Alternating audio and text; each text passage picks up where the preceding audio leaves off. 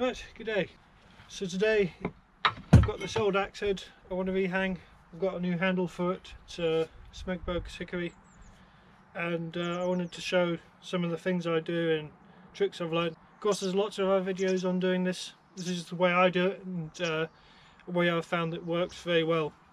The key things I want to achieve is a tight hang where the axe isn't going to come off of work, and most importantly, your head has to be in line with the end of the handle.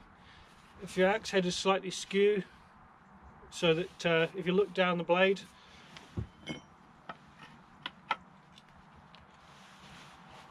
and you look along the edge, and if your edge is about where my finger is, or this way, your basic axe becomes only good for splitting. If you try and chop with it, it's just painfully awkward. Obviously that's an exaggeration where my finger is. Normally it might be just on the edge of the palm swell, to slightly to the left or slightly to the right, but what you really want to achieve, and the thing I'm most concerned about when hanging, is taking my time and getting it dead straight. If you don't do that, you pay for it later when you go to use the axe. It's not the end of the world, you can adapt to it somewhat, but when you chop with an axe it is completely straight, you really can tell the difference. So there's a few things I do before starting the hang.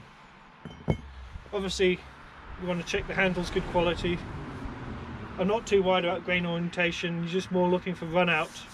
Grain orientation being this vertical running of the grain on the end of the handle.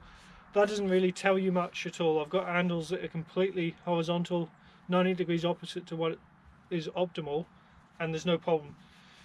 Where I have had handle breakages is with grain run out. So you can have vertical grain this way at the end, but if it's running like this throughout the handle, especially up near where the head is, then you're going to have more problems.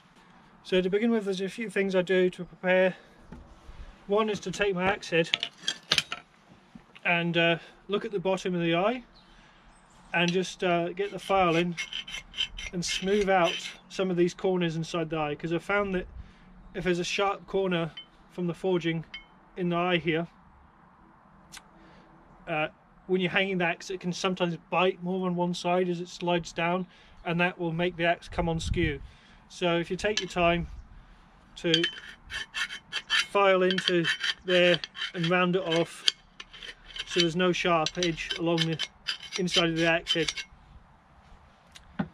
So it doesn't take much, but I found it causes an immense improvement in how the axe process goes.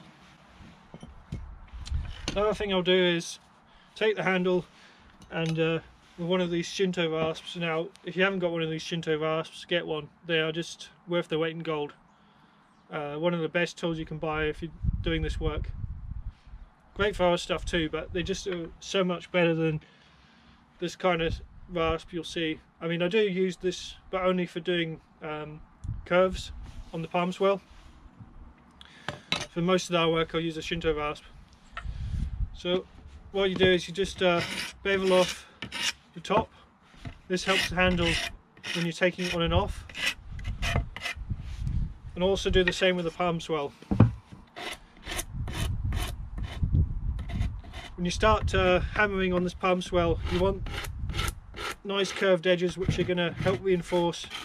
If you leave flats on here, it can mean that when you hammer on the end of the palm swell, it can bust off more frequently. One thing to say is when you've got a formed handle where it's pointed, you might want to cut off it slightly flatter so you've got a better surface to hammer on. So I started work on this handle already. I've done a bit of work, and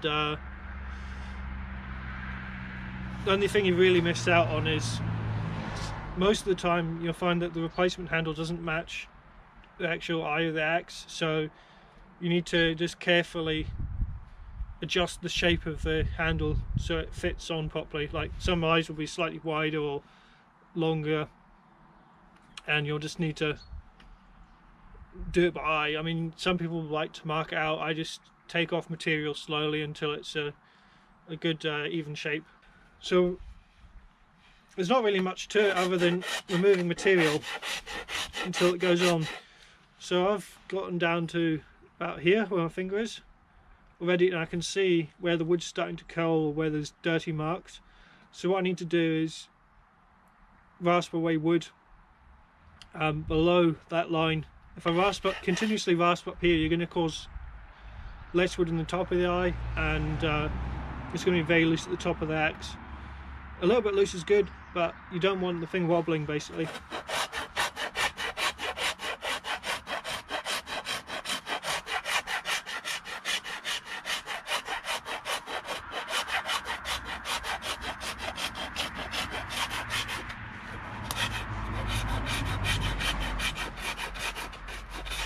I'm also taking some wood off the shoulder. You don't want a big fat shoulder which is causing like a big transition between the shape. You know, you want an even transition, otherwise you're going to cause a stress point.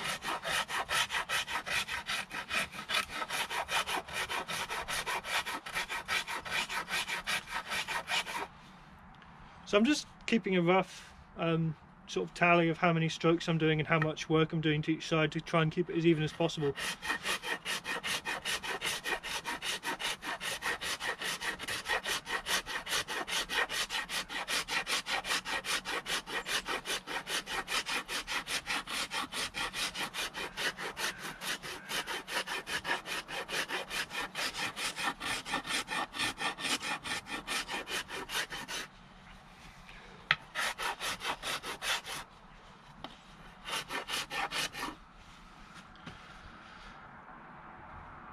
Another thing I should mention is when you're rasping, especially getting towards the final stages, I find that if you rasp at an angle this way, turn the handle over and rasp at an angle this way, sometimes it can sort of like cause a twist in the head. I don't know how to explain it, but yeah, when you're getting close to the final, I just rasp on straight, and that keeps it more even.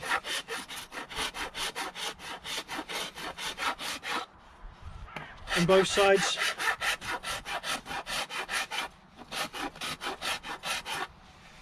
You know, I'll do about that much work and then I'll test the fit each time. I mean, you might have to take the head on and off a couple dozen times in some cases, but you're better off taking your time and getting it right than rushing it.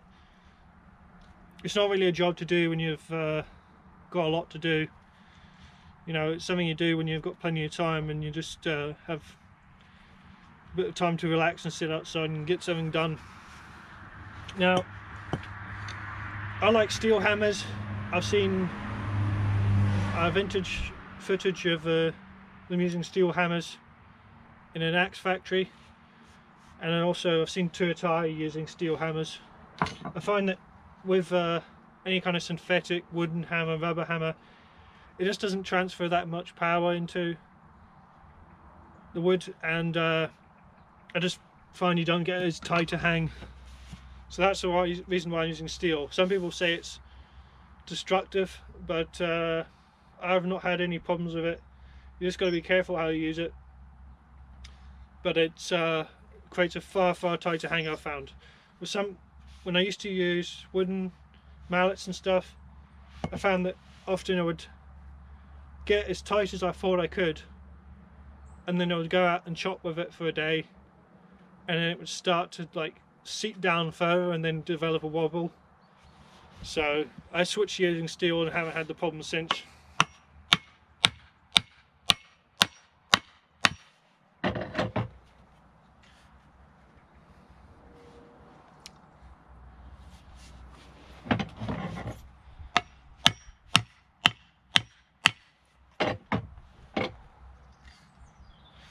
Okay, so I've got it down a bit further. You can see what I do is I put my finger in and then use my thumb and mark off, and then I can see how much further I've got to go. Then obviously I'll check and look down the axe, so I'm looking along the edge towards the palm swell and checking it's all straight. Now what I can see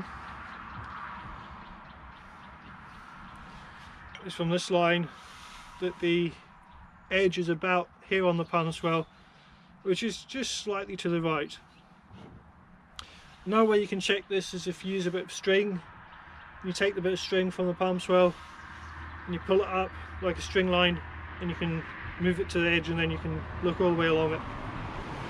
So because this is slightly to the right, the next time I'm rasping I'll take a bit more wood off this side, and that should straighten it up. Now, to get the head off, I can't recommend highly enough to get a drift. This is a Tuatara drift. It works really well for these old braid heads. Obviously they're not really easy to find. You can just get a bit of flat steel, you know, with a bit of chunkiness to it, and use that. I mean, it works fine to take it out that way, but obviously it's meant to be used this way. If you've not got a piece of steel, you could carve something that would do the job out of some hardwoods, but yeah, I'd really reckon getting a steel drift if you're going to be doing this a lot, or plan on doing it a lot, like restoring lots of axes.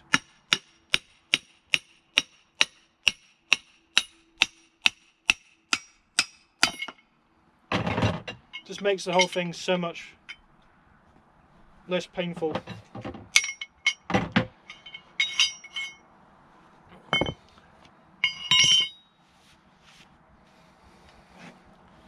So I just put that crayon marker on there to remind me to take a bit more off this side.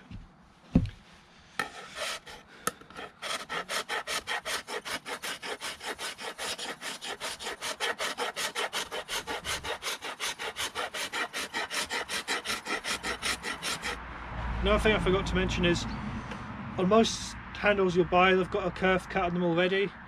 If you're making your own handles, you'll have to cut your own kerf, or if you're hanging different heads that have a longer eye, you might have to extend this kerf down. That's pretty easy to do, you just saw it. But I haven't really found much difference between cutting the kerf before you hang it, or cutting it on, like, when you're about to do your final hang. I don't really think there's much difference in that, so I don't know, do what you want with that.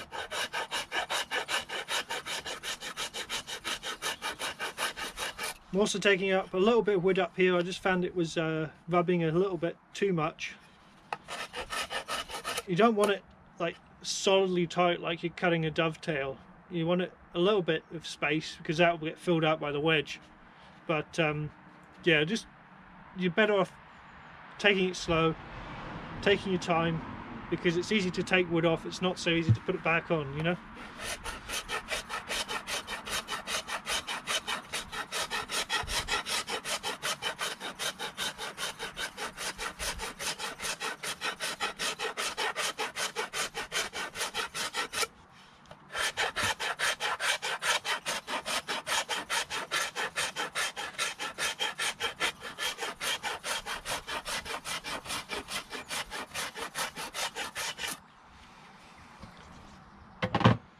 Do another test fit, and it probably will move down a few more millimeters, or maybe a centimeter. So I've got it pretty tight, you know, it's not sliding on and off easy. So you can see on here now it's came on a bit more. I'll check the depth, only about 2 centimeters to the top. So I think only a bit more rasping and it'll be done. You can also look under the eye and see where you need to take off more material. Check the edge again, and it seems to have sorted her out. Now it's much more straight. Maybe just a tad to the left. That's why I take a file to the bottom of the eye before I start. I found in the past that sometimes an axe with a sharp edge along one side of the axe eye will drag on one side of the eye, and as you hammer it down it will pull the axe round and pull it down skew. So even though you've got your wood even and perfect, just because of that drag it will pull it down skew, So then you're constantly going, oh, my axe is skew, I'll take more wood off this side, and then when you do your final hang and wedge, it'll pull it back another way. So you've been trying to compromise the entire time and pull it back on straight, and then when you put the wedge in, it pulls it skew because there's far less wood on this side than this side. So I found by removing that sharp edge to begin with, you have a lot less problems. So I'm getting fairly close to this now.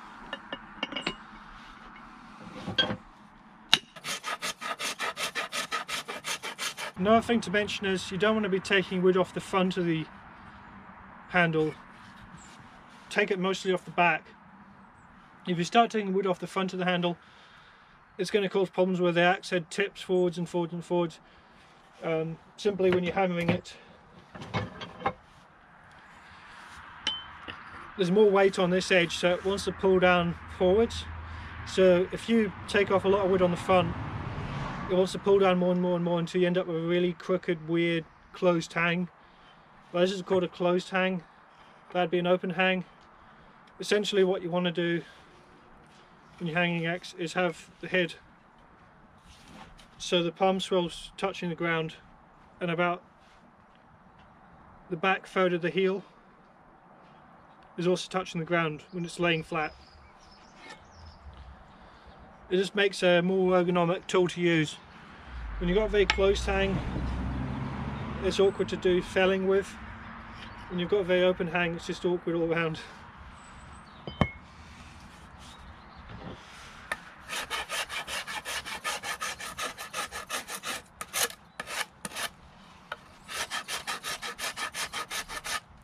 So when I say taking material off the front, I mean doing this.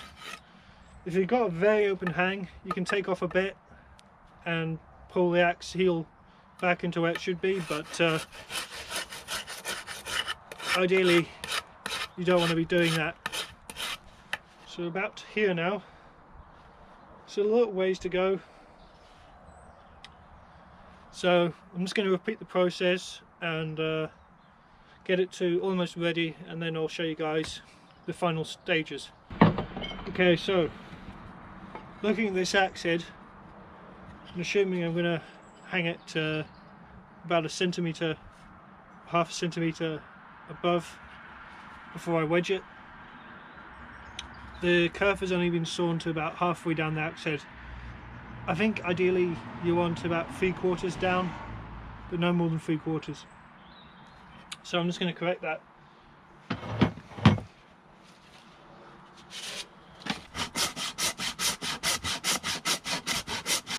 Now I don't have a fancy workshop full of loads of clamps and workbenches and all kinds of electrical doohickeys and stuff.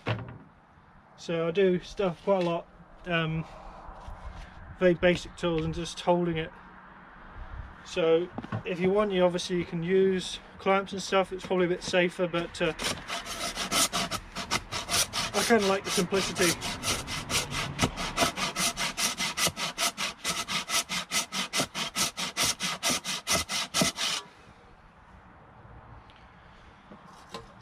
As with everything, you take your time, there's no rush, and you don't go and overdo it. You can always take more off or saw more if you need to. Take your time and check everything twice, cut once, and you won't wreck a handle.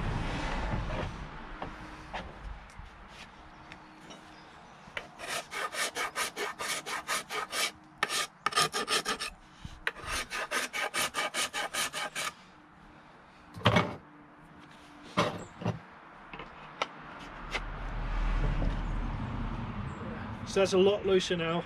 I've taken some more off and it just slid on there. So I'll give it one more round, and you can see there I'm so close to finishing that the next rasping is going to make it come out the top. So what I'm going to do is finish off this handle properly now. I normally just leave coarse rasp marks when I'm working on it, because you're going to sand them off at the end anyway. I don't see the point in sanding it down every time. and that is bang on, so happy days.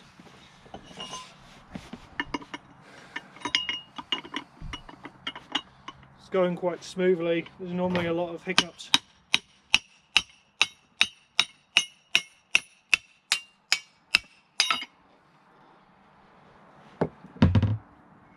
I found some of these old English heads, when you go to buy handles for them, it's very hard to find anything that fits, and even if you can find something, you know, it tends to be the wrong eye shape and you have to faff around with it a lot.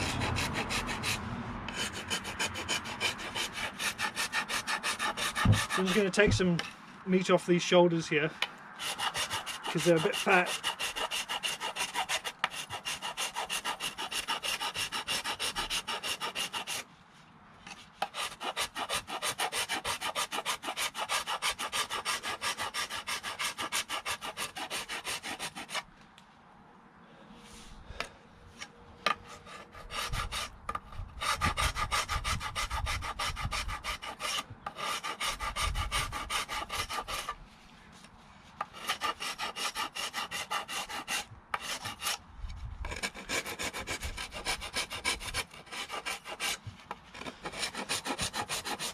I find it easier to work on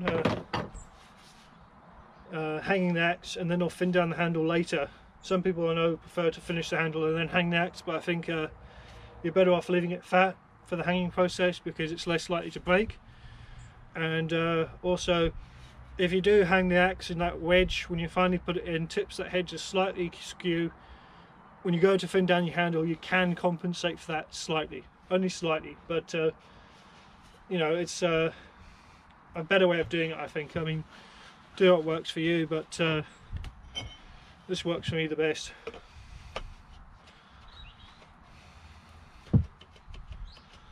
So I'm pretty happy there. Now what I do is I use the smooth side now and finish this off, because I think if you leave those coarse scratches, that wood can compress much easier and the handle will work itself loose. So I want to get it as smooth as I can. So good to start off with the fine side and just remove all those deep scratches. This is also taking off a bit more wood, so it will be a bit looser the next time I put it on, and that will drive it down the last half centimetre or so I need.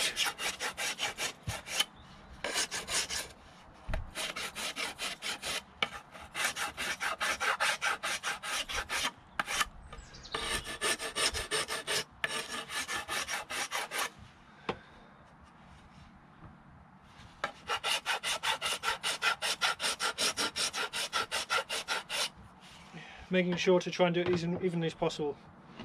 Now you can take a bit of sandpaper now and do even more, but I prefer to use a pair of scissors, like a draw knife or scraper, and just take everything off. I find this leaves a really nice smooth finish. Some people like to use a knife, because these are scissors, when they're closed there's no sharp edges, so they do a marvellous job, but without any risk of cutting yourself.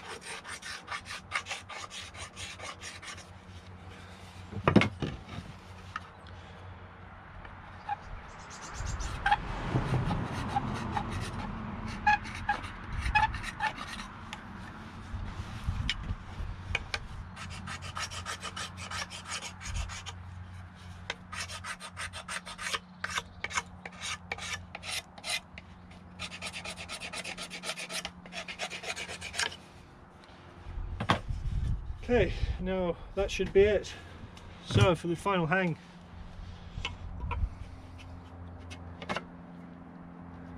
looking good.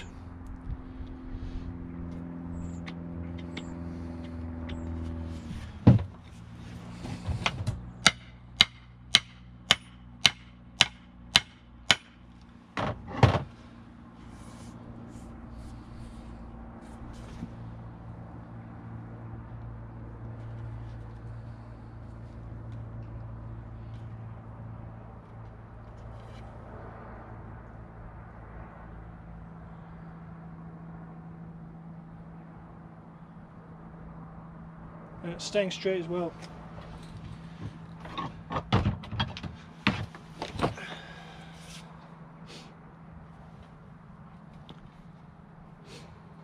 Now, a lot of people would stop there.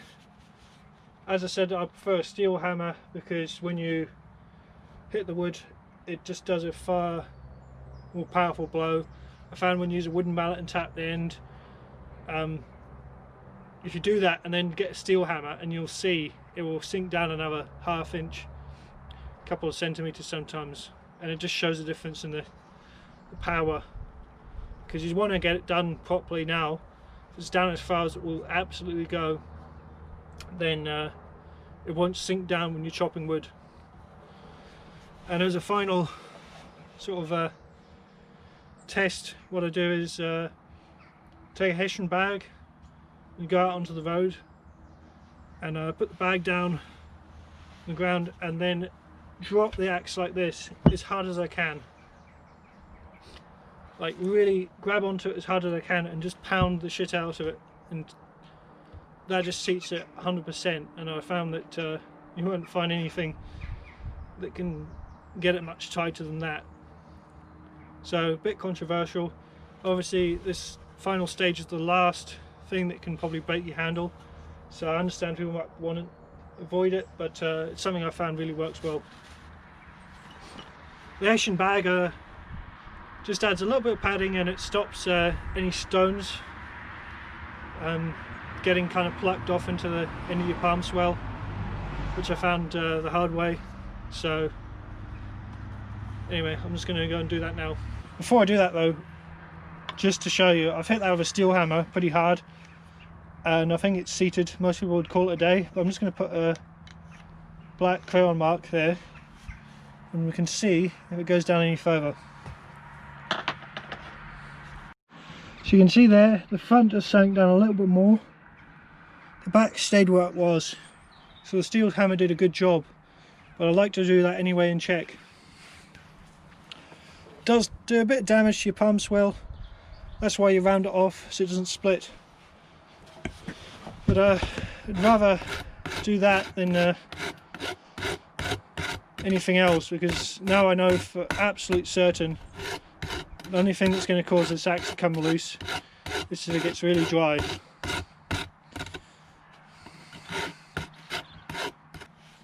So I'm happy with that. Now it's time for the wedge. And yep, hang on straight. Very happy.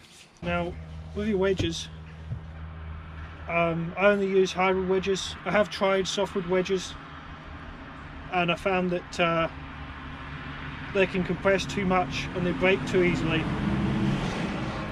I found that sometimes when you're chopping hard with them, the axe will be tight, and then it will just suddenly, the softwood wedge inside the eye will get compressed just that bit more, and the next time you swing and chop, you'll try and pull the axe out and the handle will come away, but the head will stay there. It's happened to me I think once or twice. So hardwood wedges are the way to go. So at this stage I think it's also good to give a bit of linseed oil. Now you just take the axe and you pour a bit down into it. It's a bit messy, but this should help the eye from staying this should help the eye from drying out, because once it's in here wedged, it's going to be very difficult to actually get any sort of oil in there. Some people like to use paint, which I don't think there's anything wrong with. Linseed oil is an American cure-all. It doesn't swell wood. Some people say it swells wood and you can tighten a loose handle with it. That is absolute nonsense. There's been multiple people do tests on that, and linseed oil does not swell wood.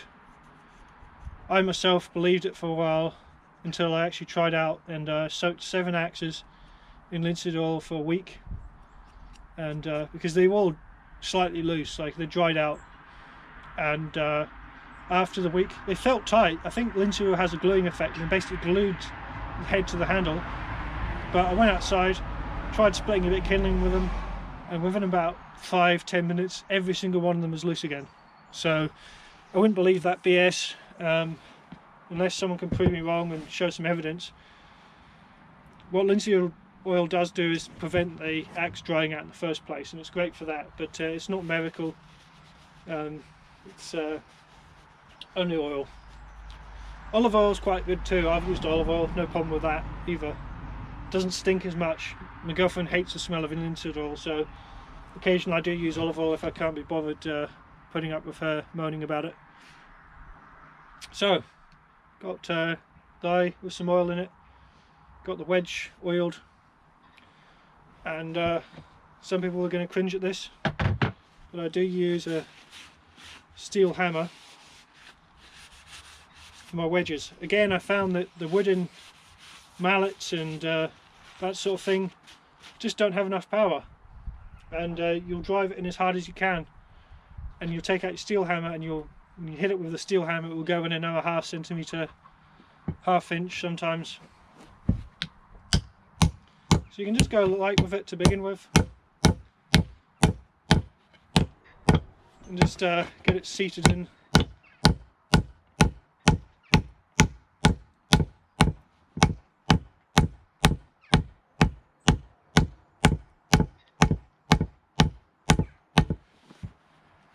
Probably the wedge is a bit too fat for it here, but it will sort itself out, trust me. Trouble linseed oil is so messy. I also glue my wedges. I think I prefer gluing them, to be honest.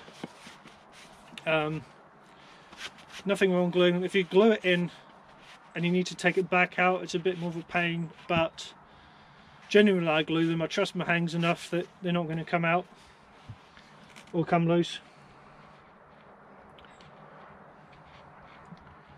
And sometimes if you've only used linseed oil on the wedge, it will come out again. Like the bond breaks. I think the linseed oil slightly glues stuff, and the bond will just break, and basically your wedge will fly out in the middle of chopping.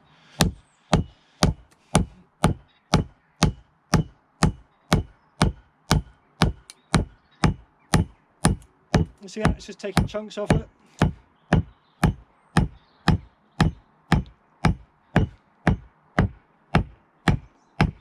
There we go. See, the wedge, as it hits the side of the curve, splits off pieces sometimes. You know, you can go back and you can thin down the wedge, but I've not really found a difference with it. It doesn't really make a difference. It looks ugly. I mean, some people seem to have a fetish for looking at axe hangs with oil on them for some reason. I don't understand it. But I've seen this done in old vintage footage, and Dudley Cook talks about hammering every last splinter home. So it's the way I've been doing it, and it works nice. That was a particularly ugly example, I must say. But what the thing is, now, what's something I have noticed about this as well is when the wedge breaks, like splits in half, the back end might be tighter, the front end might have a big gap, and as the wedge breaks, the front end will go down deeper, and the back end will probably just get splintered up.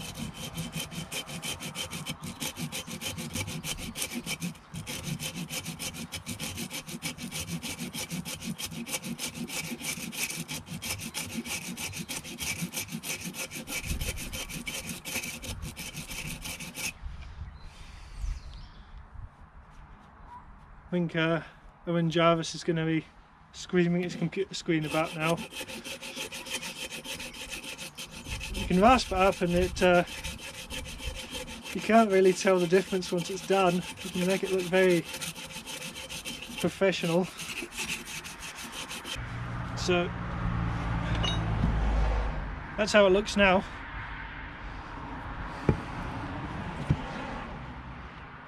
And if you want, you can give it another coat of oil on top, and I don't give my axes more than one coat. You can give them a coat once they've been out in the rain or whatever and they start to look a bit shabby, but there's no point soaking heads. As I said, it doesn't swell wood fibres. I've not really seen any good reason to do it. I mean, a lot of people swear by it, but as I said, it's the way I do it.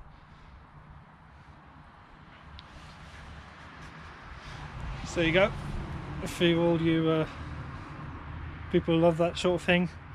Now you can see there how the wedge is split in places, and it's gone in deep in the front. There was a bit more gap in the front than the back. The back was very resistant. Until the wedge split, I couldn't get it to go any deeper.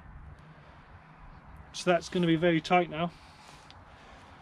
So all it's got to do is dry out when the linseed oil dries, and ready to use. Well, not ready to use, but ready to thin down the handle. Basically all I'll do is rasp it and use scissors, and you just want to do what makes it comfortable for you. There's not really an exact science to it. Mainly I take off wood on the sides and make the handle a bit more flatter. I prefer it for control, but everyone has their own preferences.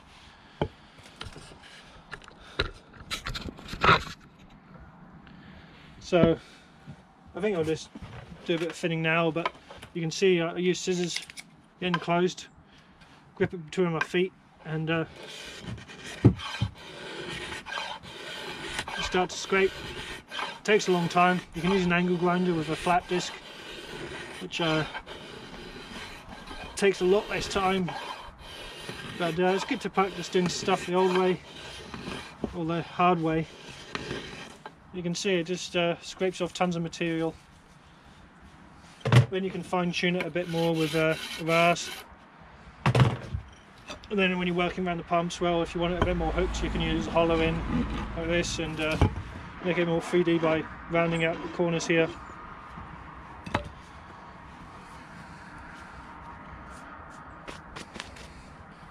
Now